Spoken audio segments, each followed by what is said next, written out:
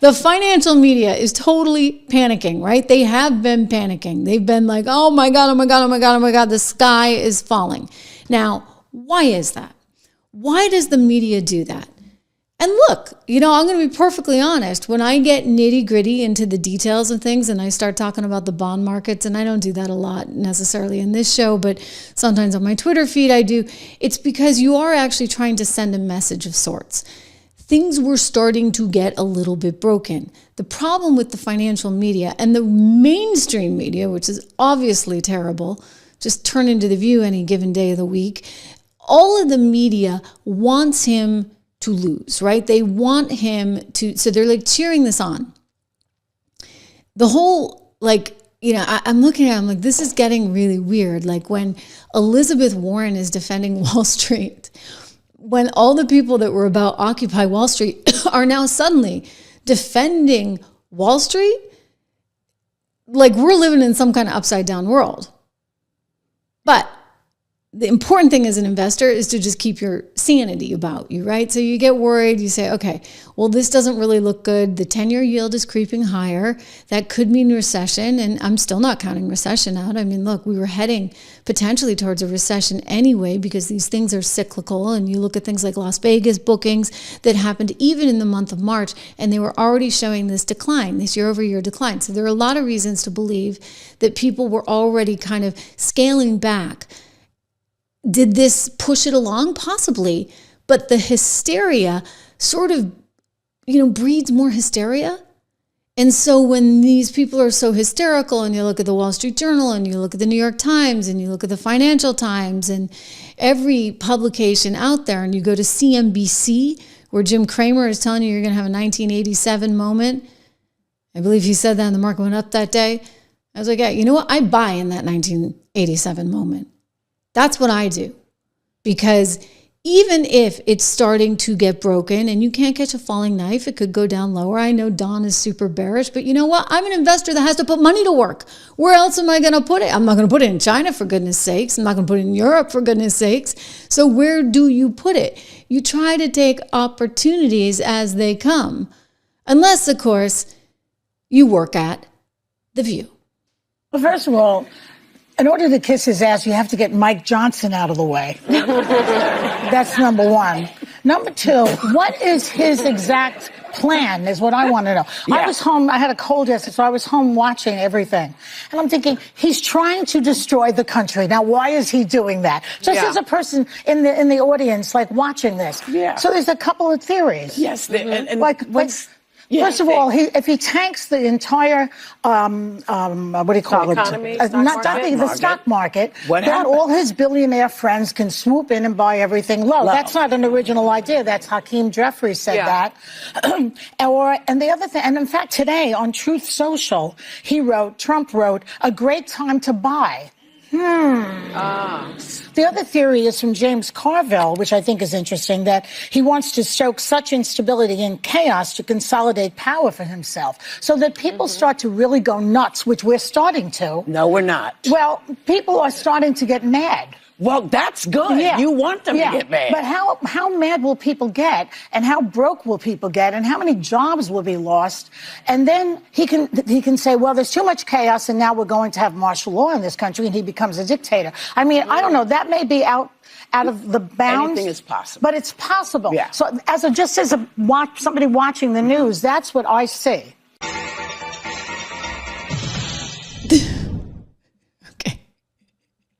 So first of all, she didn't even know what it was called. She's like the what do you call it? The stock market.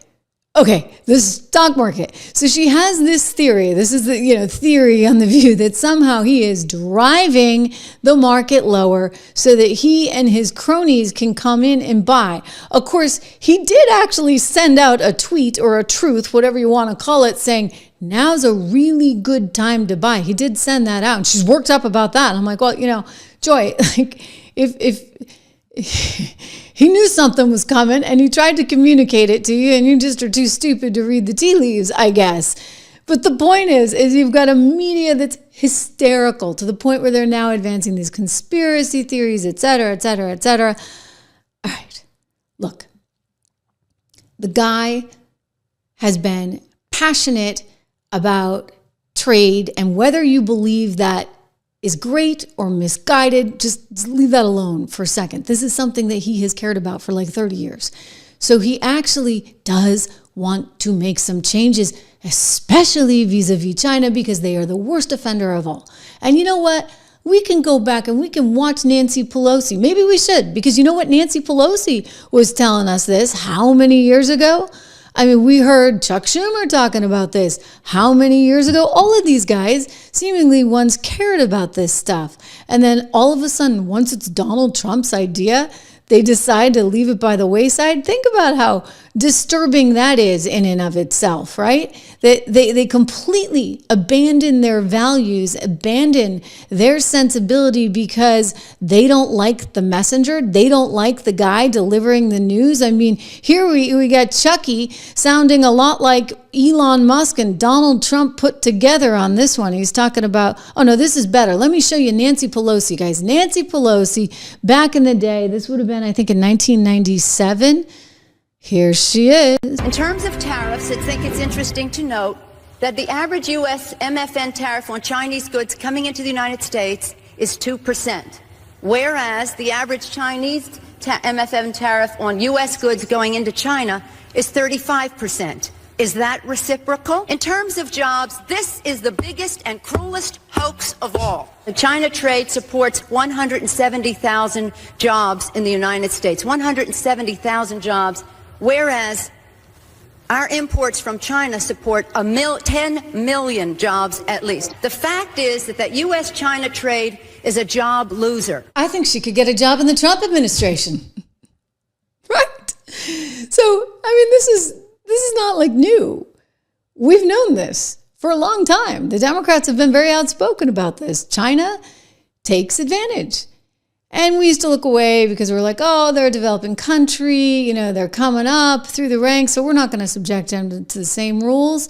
You know, we have all these rules about coal and the ozone layer, and well, we're going to ignore it in China because they ought to be able to do things that we did 100 years ago. And then people are, oh, you know, maybe we got to get them to comply some more. I'll tell you, it's really sort of amazing. The pass that these guys are given are they paid for that? I kind of wonder. We know Hunter was. I got a kick out of how Hunter Biden, the whole Biden family was always like green energy, green energy, green energy, except, of course, when it came to Hunter's deals, he was all about the old-fashioned kind for China. I mean, he had one guy who apparently had all kinds of connections to the CCP, hand delivering him a diamond, like a raw diamond at a dinner in Florida. That's Hunter Biden for you. Then he's getting money from Romania, from Ukraine, all for natural gas energy deals because it's fine for the rest of the world. Well, you know what? It's not. Like, it's just not. Like, that is not fair. That is not right. We are where we are today. China, put your big boy pants on and join the party, or don't, because we don't need you. And so the media freaks out and the media panics, and you have selling, and then you have more selling and more selling. And what the media is trying to do, in fairness to some of my friends that still work in it, they may be trying to communicate to the Treasury Department, to the administration, that this is getting serious. Now, the markets, on the other hand, they don't really care about communicating anything. They're not like trying to punish Trump for anything. The markets are just like trading. And when you get a report card, like the market trading down 1,000 points, that's not really good. But I don't like the pile-on effect. And the other thing I don't like is that people get scared.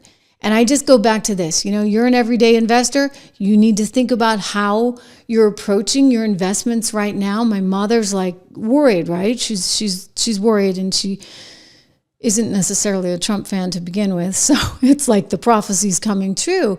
So she's like, what do I do? Should I? And I'm like, do not sell in the middle of a major crisis. Like, you either sold before, but you don't sell in the thick of it, right?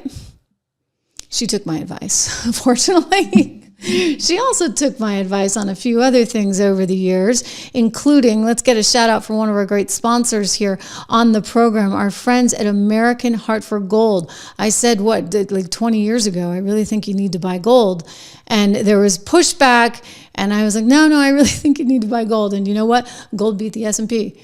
in a 20-year time period. That was actually even before Liberation Day. We found that out. The gold projections are somewhere around 3,300 from Goldman Sachs for this year.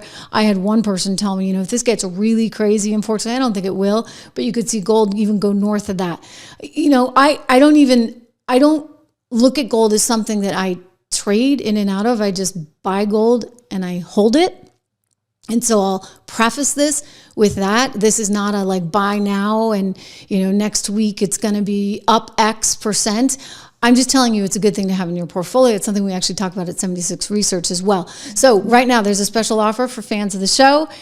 Go to trishlovesgold.com. You get up to $15,000 in free silver. 1-844-495-1115. You can text Trish to 65532.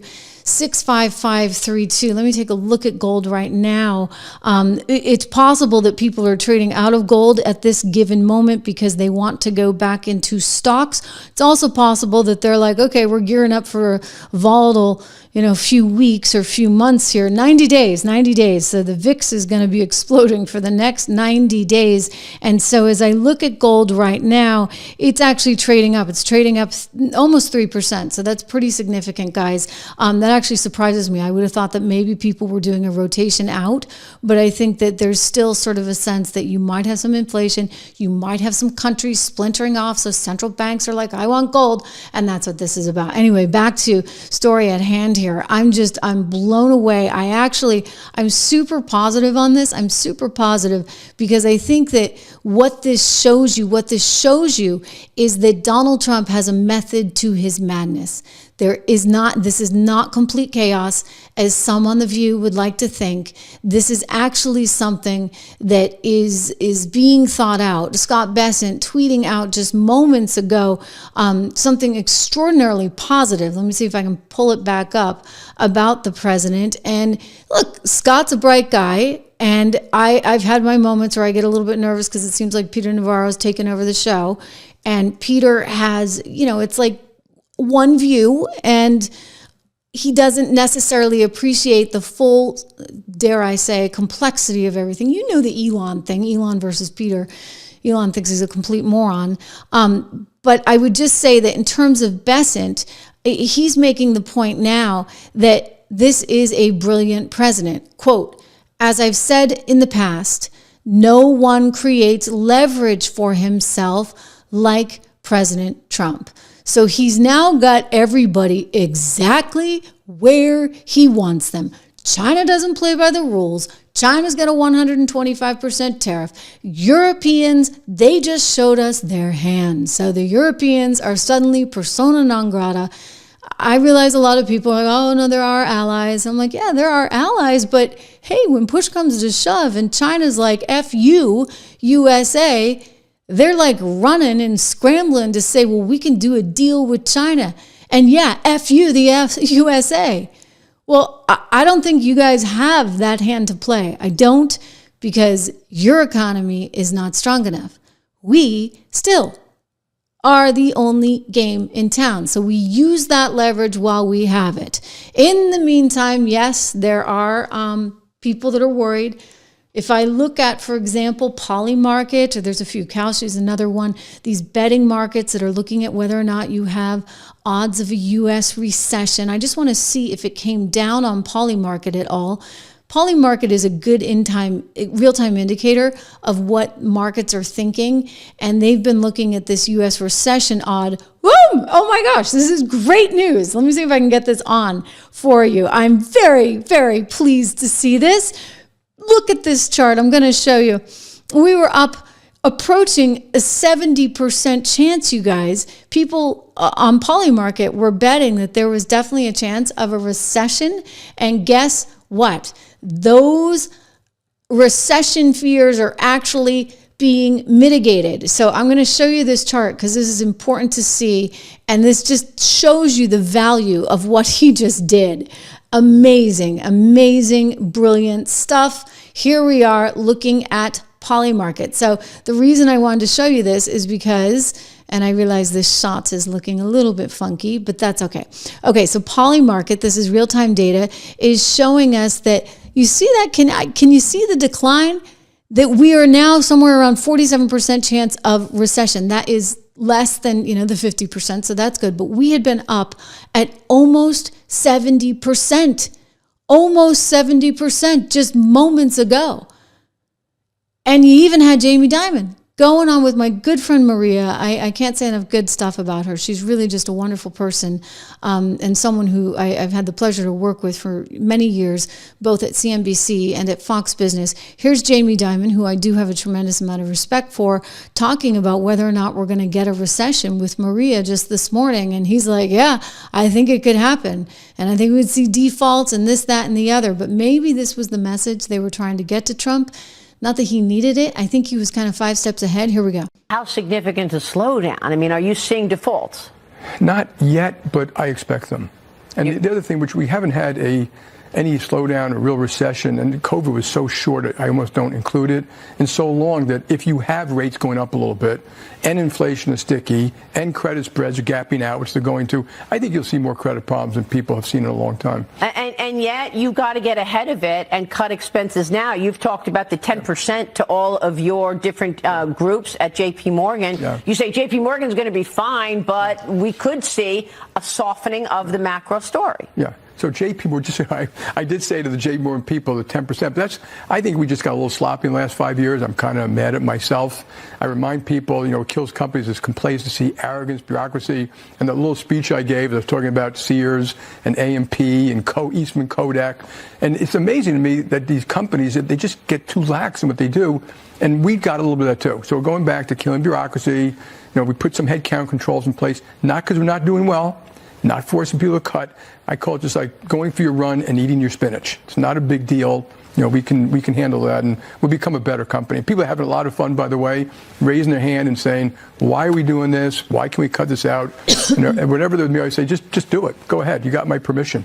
So are you hearing that from CEOs as well in terms? Okay, so this is an important question. He just told her, look, we've been cutting back on expenses because we want to be as nimble as we possibly can be because we don't know what's coming. And he's trying to kind of, pat himself on the back. We're so smart. We're so nimble, blah, blah, blah. But she gets to the heart of the matter, which is, are you not the only one? Like, are you hearing this from other folks too? Of business managers, are they now going to start pulling it in and cutting back on various expenses? I think you're going to see a little bit of that, yes. Yeah. But how significant would you expect that? Do you personally expect a recession? I am going to defer to my economists at this point, but I think probably that's a likely outcome. Mm-hmm. Yeah. Because markets, when you see a 2,000 point decline, it sort of feeds on itself, doesn't it? Because it makes you feel like you're losing money in your 401k, you're losing money in your pension. You got to cut back. Yeah. I always remind people, markets aren't always right. But sometimes they are right, and I think this time they are right because they're just pricing in uncertainty at the macro level and uncertainty at the micro level, at the actual company level. And then how it affects consumer sentiment, it's hard to tell. Consumers still have jobs. Wages are going up at the low end, which I think is a good thing. But if companies start cutting back, the consumer sentiment changes and business sentiment changes. I think you've already seen business sentiment change a little bit. Hopefully, no one's wishing for that, but hopefully if there is one, it'll be short. But I do think fixing these tariff issues and trade issues would be a good thing to do. That will get one major uncertainty behind us. We have the strongest economy in the world. It would be good not to add to the uncertainty out there. How long would you wait to see these fixes take place? I don't know. I would, whatever they can do, like I said, trade is really complicated. These trade agreements are thousands of pages long. It is product by product and area by area, non-trade barriers, subsidies. There's tons of food. If you spend time with just food alone, you'd be shocked how many different food agreements there are and disagreements and protection of local farmers, which almost every country does. So the sooner, the better. Well, we get 90 days. I'm going to change this because I think oil prices are rallying right now. This news just came out just as soon as we were coming to air. It's really sort of just incredible how quickly this is all moving. And it's incredible how Donald Trump has the ability, frankly, to shift it all around, right, with just a little tweet. But Maria made a good point there, and she gets it, and it's what I tell you all the time. Selling begets selling. The media gets into a state of panic, and then it causes everybody. I sometimes talk about my son on the show because he has a little trading account with his allowance that I oversee for him. But, he has it on his phone, and so he looks at it. It's like one of those Robinhood accounts. And he's like freaking out. He's like, Mom, I'm losing money. And he feels really good when it's going up because he's like, Mom, look, I made money. And he has this sense that, you know what? When I'm making money, I feel better about everything. And I can see it on his face. And I'm like, oh, honey. My point being that I'm telling you the same thing that I tell to my son. I'm like, Jamie, you know what? You got to take the good with the bad. And as long as you're in it for the long haul, you can afford to put a little of that extra money. He's been saving his money for a long time. He saves every penny, and he puts it now into the market. And I said, look, you're going to have to be able to stomach the ups and the downs, and don't worry. Like when you have bad days, you just don't look, and whatever you do, don't pay any attention to the financial media that's going to try and talk you off a cliff. Maria's responsible. Not everybody else is. Okay, not everybody else is. They're looking for ratings. They know that if they have blood on the screen at CNBC, at Bloomberg, then maybe people will be tuning in. And that's part of the whole problem here. So are we going to get a recession? I don't know. I think if you get 90 days of trade deals, you're going to be in a way better position.